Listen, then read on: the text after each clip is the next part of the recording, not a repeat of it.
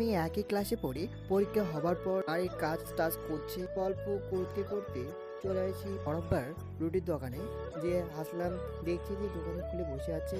আমি সাইকেলে স্ট্যান্ড করলাম। আমি বললাম যে আমাকে 5 টাকা দামের একটা বম দাও তো। এখানে সব ধরনের মাল পাওয়া যায়, রুটি, কেক, আরো অনেক কিছু। আবার সেটাকে নিয়ে চলে আসলাম আমাদের দোকানে, সেটাকে রেখে চলে গেলাম আমাদের পুকুর দেখতে। তারপর কথা বলতে বলতে আর দেখা, চারদিকে দেখো যে প্রাকৃতিকটা কত সুন্দর না। এই যে জমিগুলো দেখছো, যে কাল এগুলো জমিগুলো চাষ করেছে, সেগুলো ধান লাগাবে। গ্রামে থাকাটাই মজাটাই আলাদা। আর আমরা চলে আসি পুকুরে। ও বলছে নামছিস কেন? আমি বললাম চলে আসছি পুকুরে। ও বলছে কোনটা তোমাদের পুকুর? ও ভাবছে আরো অনেকটা দূরে যেতে হবে। ওই যে দেখতে পাচ্ছ পুকুরটা, ওটা আমাদের পুকুর হয়। আর এগুলো হলো মাছের খাবার। আর এখানে আসি, দেখো আমার কপালটাই খারাপ, গেল জুতোগুলো ছিঁড়ে।